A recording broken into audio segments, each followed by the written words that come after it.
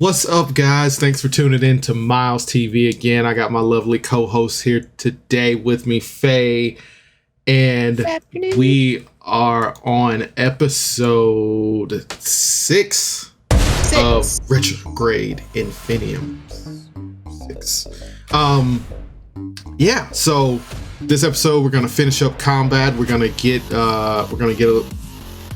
some interesting information on this episode. There's a lot to miss and a lot going on. And I know a lot of people are excited for this episode. It kind of confirms some things for a lot of people. So let's go ahead and finish combat, and I will pull up my.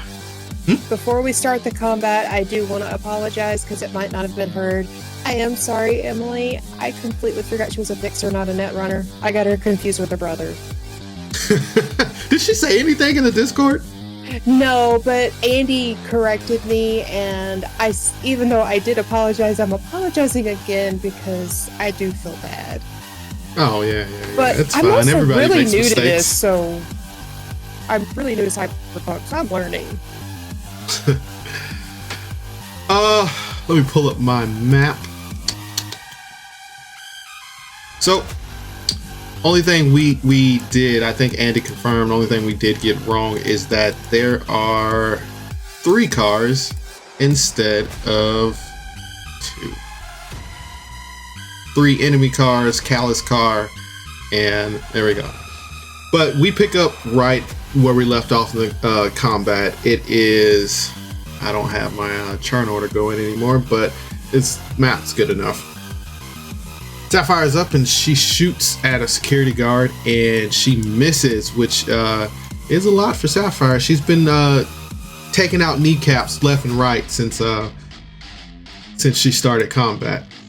The security guard moves away with a broken leg. I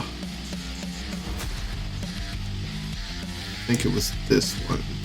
He had a broken leg. Yeah, I kept getting them confused. Yeah, that's why I tried to number them. And then having them in a turn order was really good. I don't know why I took it down. Finn is up, and then he double moves forward to kind of get back into the combat and everything, because he was stepping back. The Chrome Lady, as I call her, I think Grant was calling her the security officer, but the Chrome Lady shoots the rocket launcher and misses. It goes down the street and it hits near Bruce's body. Yeah, there's a joke about it hits Pete Snifferman. Pete Snifferman. From the Pregara episode. It's Cat's turn, and he ends up reloading his gun. Security guard starts pulling Callus's body closer to the green car, and I can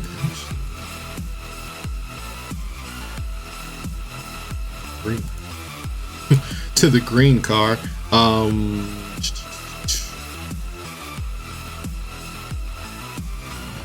He has a broken leg. He's in the car, so I think I'm missing a security guard unless they were talking about Chrome Leader. I'm starting to think there were maybe 4 of the security guards because they did kill one in the first episode. Yeah, I think there were 4. So, ain't no thing. Security guard. Boom. Security guard 4. I'm just gonna give him 4 HP. And he starts pulling Callus closer to the car, and he actually gets really close to the car.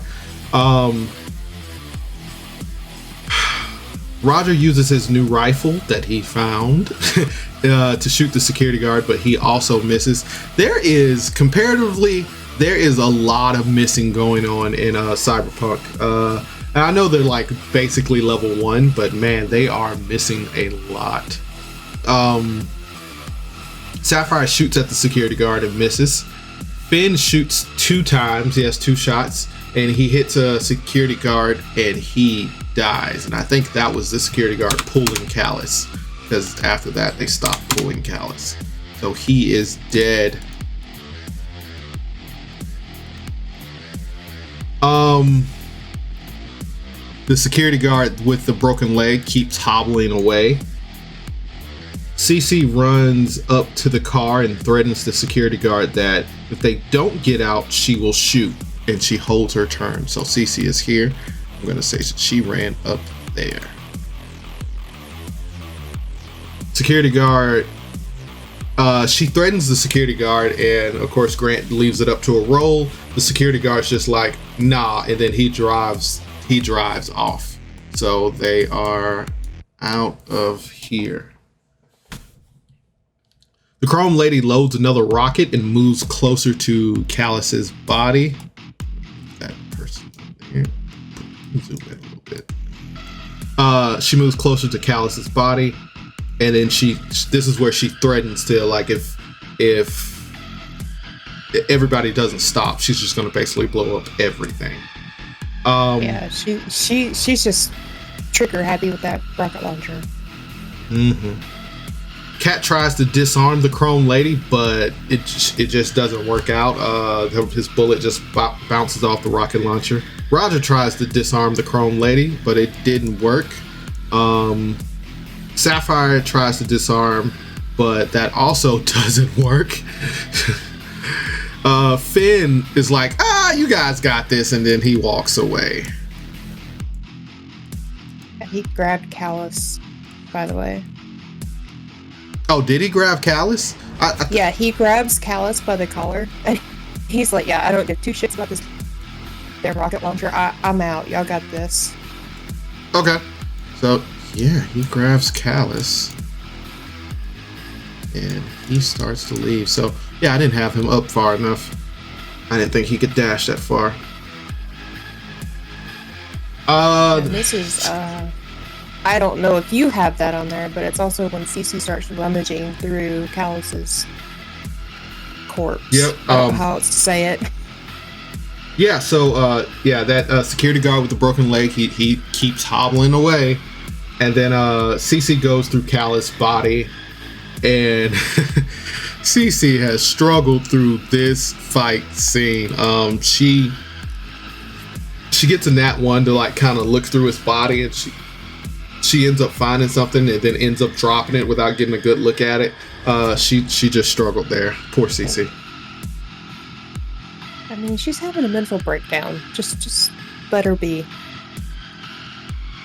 The Chrome Lady holds her action and tells everyone if they move, she will shoot the rocket launcher.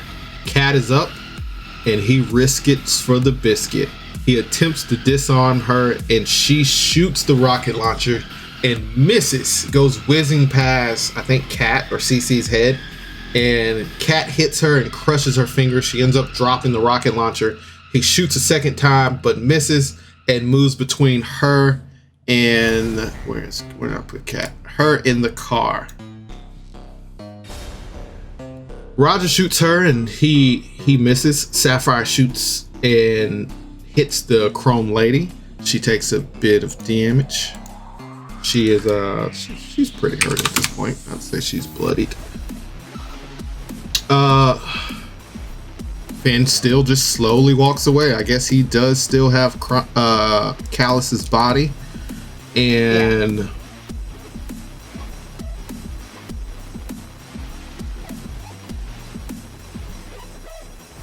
Finn leaves with Callus's body. The security guard still.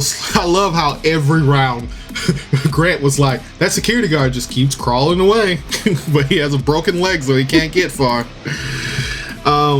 He's not going very far. Cece shoots at a security guard, and she finally hits something. The Chrome Lady gets into a car, and she gets inside a car. She unfortunately uses her action to get in it, so she can't, like, drive away right now. Sapphire shoots at her and misses. Finn still walks away. He's like, you guys got it. I don't need help anymore. Security guard with the broken leg is still trying to get away. CC shoots at the Chrome Lady and hits her. The Chrome Lady runs over Cece. So I'm going to say she was in front of the car over here. The Chrome Lady runs over Cece, and Cece is on the hood of the car. I missed when Kat got in the car. Okay. So yeah, after the Chrome Lady got in the car, Kat got in the car with her. He was wanting to like Bluetooth hook up to the car. I had that in there somewhere because I laughed so hard. But yeah, so after the Chrome Lady got into the car, Kat got in, like wanted to get into with her. But he wanted to like wirelessly hack the car, but he couldn't because you could only do that with your own car.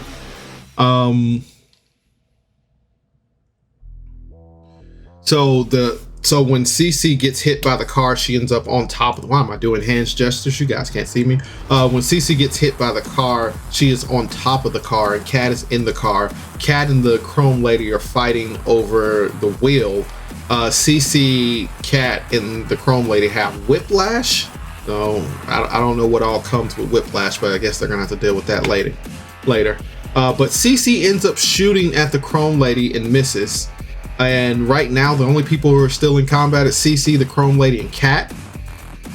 The Chrome Lady shoots at Kat and tries to disarm him and misses. Kat shoots the Chrome Lady and hits her, and she goes limp. He successfully kills her. Combat is over, and the gang comes out on top. They had the best possible outcome for all of this. Kat pulls over, lets Cece get in, and then they are off back to the group. This is where they might have come out on top, but there's a lot of stuff that, yeah, I don't think they did. Poor Cece, she's not out on top. But anyways, after Cece has gotten in, she actually takes the mask off of the, as Miles has been calling her, the Chrome Lady, and she notices that her skin is translucent, like not just pale, but you can see veins. She looks,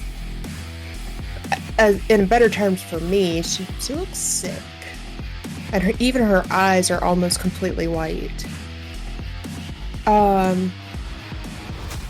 Sapphire does wind up shooting. I think there are actually 2 bodyguards that were still alive that did not get away. One of them couldn't move. The other one was the one that was like pulling himself.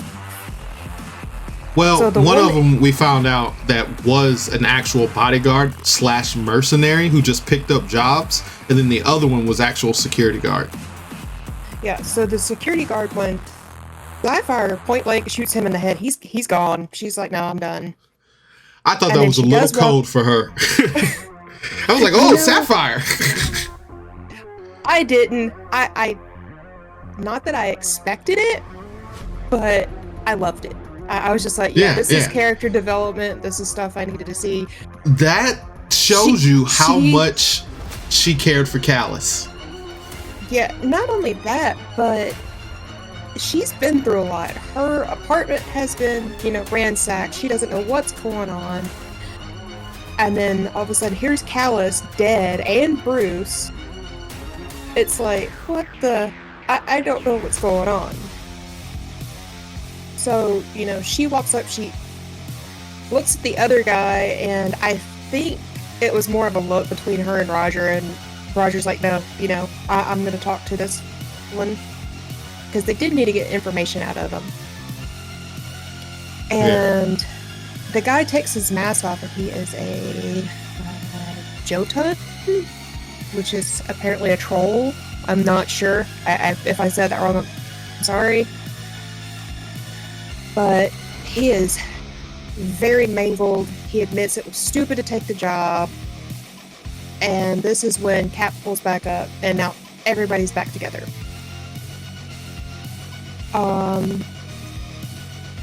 Cece does ask, or excuse me, not Cece, Emily does ask if the body of the lady looks like the one that Kat has already taken pictures of. They look nothing alike, which I was kind of wondering the same thing, so I'm glad it was cleared up. I was too, but I thought, for some reason, I thought the body that Kat was taking a picture of was a dude. No, it So, is a dude, but she was wondering if maybe it was this type of thing, like the cloning. Maybe that's what it was. yeah.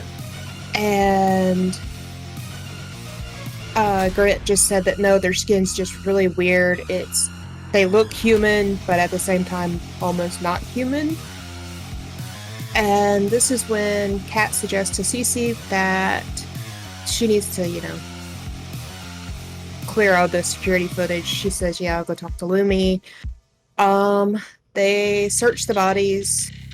I don't know if they searched. I know they searched all of them, but I think Yeah, from they did look through all of them. lady, they got a heavy pistol, 650 nano, 8 rockets. I'm sorry, but Kat does not need a rocket launcher. Can we not give him a rocket launcher? Well, I don't see the problem. Don't look with at this. me like that. He does not need a rocket launcher. Why he puts it in the back of Rhonda, and then just so you know, I can't hear you. It's oh, can you not? Oh, I was just we were talking about Kat and the rocket launcher. He does not need a rocket launcher. Just think about it. Think about it. Instead of him going pew pew, he'll go boom boom. Oh God. No, he still doesn't need a. But then again, he does hit more than some other people. Looking at you, Roger. Need some more booty wiggles. He's still get off Roger's case. He's under a lot of pressure right now. He doesn't have his drugs. It's a high stress situation right now. Maybe that's what it was. He needs more drugs. Let's get Roger some more drugs. Is he gonna wind up becoming the new Heavy Arms? Gonna need drugs to perform. Addiction in Cyberpunk is so bad. And then, as they're looting and, getting all the stuff, the thing that got me was, and this wasn't Roger, this was Cody. Cody is stealing clothes. Why are we stealing clothes? Because somebody threw his clothes out of the car. Well, maybe if he wouldn't leave his stanky clothes in somebody's, house, because that's his house. But he mixes and matches and puts a suit together. We do find out that the mask that all of the security guards were wearing conceals them from security cameras. Mm-hmm. Which I love that. And I hope they keep those. I hope they're smart enough to keep these things, because if they can work them so that they don't have, make sure they have no bugs or anything like that, that could be awesome. Oh yeah, definitely. I forget what those are called in Cyberpunk, but they're in the game Watch Dogs too. If you ever played that one, but I love masks like that because they're usually portrayed as how Kat portrays his character, where you can put emojis and stuff on the mask. They're pretty cool. There was somebody at Gen Con that had a mask, and it had a circle on it with a bunch of LED lights, and it would change colors. And I'm just like, that's really cool. And I should have went up and asked them if they made it or where they got it, because I kind of want one. You can get those easily online. But I don't remember how to say it. There is a certain type of cyberware on the Chrome leader. Karzov? I don't know how to say it. I'm not going to say it. Yeah, way over my head. So Sapphire is taking any of the cyberware she can off of the people, which makes me a little worried, because she's even taking the cyberware off of Bruce. Bruce had cyber psychosis. I wouldn't take anything off him. Well, it doesn't work like that. It's more of the mental strain on your body. It's not like it's infected it's if you put too much cyberware. That's why Grant made it prominent to stick out how much cyberware he had on him, how cybered up he was. As long as nobody doesn't equip all of that stuff, they should be fine. They can equip 1 or 2 pieces and be good, but they should be fine. They should be fine, maybe. possibly. Anything can happen. But, I mean, they have a zombie cyber virus, so. yeah, that's why I'm sitting here going, I don't know. I don't trust it. It's a turnip. I don't trust it. Sorry, that's an inside joke. Anyways, Roger is talking to this other guy, and honestly, I think it's more if Cody wants to talk to this other guy, the one that's broken legs. Because oh yeah, the bodyguard. I think he just wanted to bother Grant about making a name for this guy. He did warn him. He's like, okay. He did warn him. Yeah. He's like, I need a name. I need a name. But his name is Brunswick Spadeface. Tell me if you didn't get very much Scamandius vibes from him. Like from Power Word. I was like, Grant must have just listened to this episode, because if he felt like the frog guy and Scamandius mixed together. Because he was like, can I have $20 to get a ride home?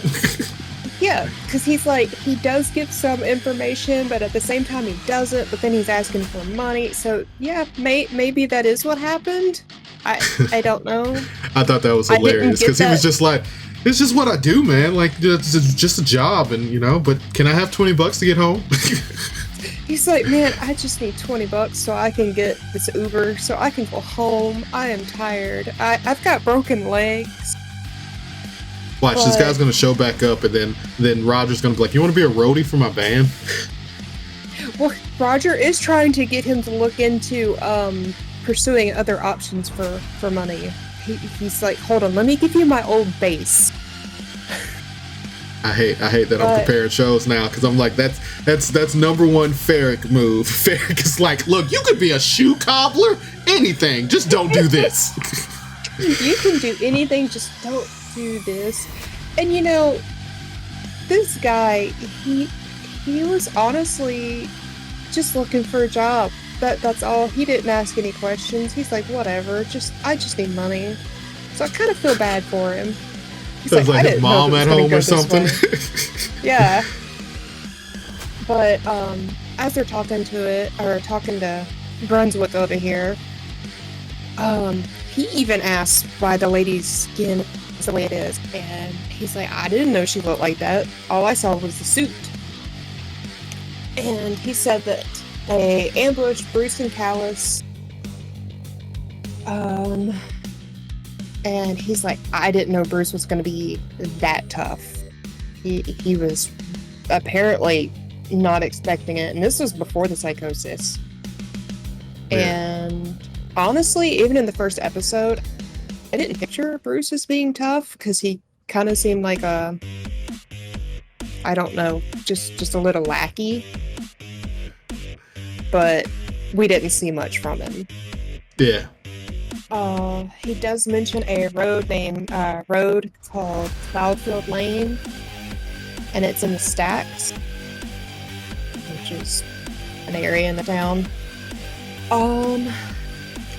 As Roger's sitting there talking to him, he realizes that this guy's kind of healing on his own, and he's healing pretty fast, which is something that this race does. Then Brunswick grows a pair, and he decides to ask Cece for her number. She says no. Just no. Roger's you shot your shot. But you know what? He had to. Yeah. I'm not mad at him. Nah, I don't blame him. This is when a cab comes and picks him up, and he's gone. So everybody goes back into the Hawk. This is when Sapphire's sitting there, and she's inspecting Callus. He had a little bit of money on him. His cyberware. She takes his sunglasses because she's got to look cool. But she finds out that his body is riddled with bullets. He did not go down without a fight. His gun is hot. This is when she finds the thing that Cece had fumbled with in the middle of the battle. It's a key. Not just any key, it's a key to her apartment. This is when my mind I have thoughts. I don't know where this is going. What are you gonna say? I mean, I told you I shipped him. That is not where my mind went. He was just trying to make sure she was safe. That's all it was. You know, he was just being he was being a cute guard dog. That is not where my mind went. I honestly am wondering. I understand that when she got the information about the Grey Ketic, you know, ransacking her apartment, that it was from her ex. What if Callus hired her ex and her ex hired somebody else? Because he said he didn't want it traced back to him. Yeah, I can see that happening. There could be all kind of things, and I hate to say it, but with Callus gone, we probably will never get those answers unless we get to her ex. Yeah, I mean, I'm pretty sure Grant's good about writing stuff in and like getting to a road and all that stuff. So I'm pretty sure there'll be a reason, and we'll find out why. Yeah. Sapphire looks over to Flynn and asks him if he wants some help with his arm. Flynn's one of these. He's like, I don't look at explosions. I'm that type of guy. You know, cool guys don't look at explosions. He's just like, whatever. But he does take the help, but she makes it worse. I felt so bad for him right there. The nat ones get you every time. Yeah, this is when Kellen sees Cece and she says, do not bring violence into my club. I have civilians here, and I mean, it's Kellen. She's never liked violence, so I get it. This is probably around the time when the funniest thing to me happened, because Grant says that there are people running out with flamethrowers to put out a fire in the building. I'm like, what? That flamethrowers? I mean, he meant fire extinguishers, but flamethrowers? We're just gonna set it all on fire. I mean, that's how they fight some wildfires in the forest. But I was confused at a minute. I was like, huh, yeah. They'll make like fires kind of collide with each other to kind of burn out faster. Just tidbit, like. But anyway, I was confused because I was like, man, are they like what? Are there more enemies outside? No, they're just going to use flamethrowers because, you know, flamethrowers. Sapphire proceeds to tell the rest of the group about the key, that Callus had the key to her apartment. This is when I went on my rant in my notes about why does he have her key. He loves her. I don't think it's that. I do think I have one or two theories. I have one where, you know, I think maybe he's the one that hired the person that hired the other person. But maybe his other business was he went and took care of the person who, like, actually, you know, off the person who broke into her apartment. So he does care about her. But that was like my backup theory. That's my backup theory, that Callus knew what was going on and he was like, I'll handle it, or he sent Bruce to handle it, and he's just had her key ever since. Because, I mean, they were supposed to be a group, like partners. Yeah. So I could see him wanting to protect her because she heals them. So, and that's one thing that we got is like, we're in the middle of this group. Like we didn't start at the beginning, and it seems like they already had established relationships, and some of them seem to be better or stronger than others. So Callus and Sapphire already seem to have a relationship. So we don't know like what kind of relationship they had. Did they ever date, or does he like look at her like a sister or whatever? So I guess we'll find out more as the story goes on. Yeah. And she hadn't taken any of the cyberware off of Bruce because, you know, she did want to ask the group. Well, it's not just weird. It's also she wanted to be respectful and ask the group, be like, do you guys think it'd be weird? And then everybody's okay with it, but at the same time, I think she wanted to, you know, be respectful and give him a respectful outing. And then they start talking about doing autopsies on the other body. this is whenever they're like, hey, we already know a body disposer, talking about Cat. He's like, I don't know what you're talking about. I have no clue. Wink, wink. Yep. Cat always talks in twos from now on to me. Roger wants a car. But no, Roger, you don't need a car. Just no. You want him out of Rhonda, but you don't want to get him his own car. He has an apartment. He does not need anything else. He needs to get. How is he going to get from place to place? He can pay Cat. He can actually pay him. But at the same time, it's not Cat's fault that he's having to dispose of bodies and Roger's having to sleep in Rhonda. So it's, they're taking detours. Yeah. And this is whenever, which it's not Cat that does it, it's Pippin. Pippin brings up the idea of checking GPS to see where that car has been. Very smart idea. Honestly, I never would have thought about it. But, I get where he's going with it. They also talk about if Roger wanted to keep that car, the amount of work that he had to put into it to make it not be like the same car would be a lot. Yeah, you'd have to erase the VIN number, check it for bugs, check it for tracking, anything, repaint it, paint it, take it to a chop shop, basically. But yeah. Cece asks why, or asks Sapphire if she has any idea why this lady looks like that. Translucent vein or skin, white eyes. This is when you realize that her incisor teeth are longer. AKA, we have a vampire. I'm gonna say it. Grant, thank you for not making them fucking sparkly. If you had made them sparkly, I probably would have quit. But,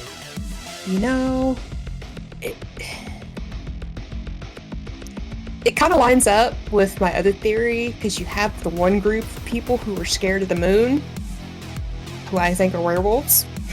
Maybe not werewolves, but they're something. Yeah. Now we have vampires.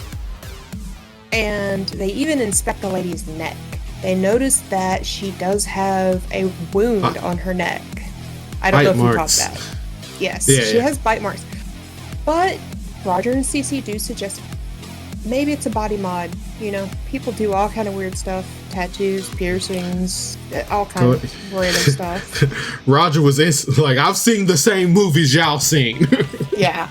Roger's like, no, that's a movie. I am not believing this. And I kind of agree with Roger. The vampire and werewolf thing, it's more of just a hope for me, because I think it'd be kind of cool. They do decide to stake the body. Yes, they do stake her in the end. And it does make a noise. Yes, does make a noise. Sapphire also suggests cutting off her head, which, I mean, either way could have worked. Yeah. But after all this, Cat finally mentions that he has a cryo pump. This is the first time it's been mentioned, and everybody's like, wait, what? When did you get this? And he's like, that's my job? I don't even think he mentioned that, but I'm just like, yeah, he got his first job, guys. Come on. But Cat is a secretive person. Very secretive. Actually, all of them are kind of secretive, except for Roger. He lets everything out. But I kind of like that about him. He has no secrets. Anyways, this is where the episode starts to, slowly come to an end. And we also remember Roger still has a gig tonight. He is supposed to be this whole combat thing was right before his gig. Yeah, I'm glad he didn't take any damage. Yeah, thankfully he didn't. But the whole time his phone has been on silent. And apparently Waffles is asking why these people are scared of the moon and where the hell he is. Which I think is hilarious.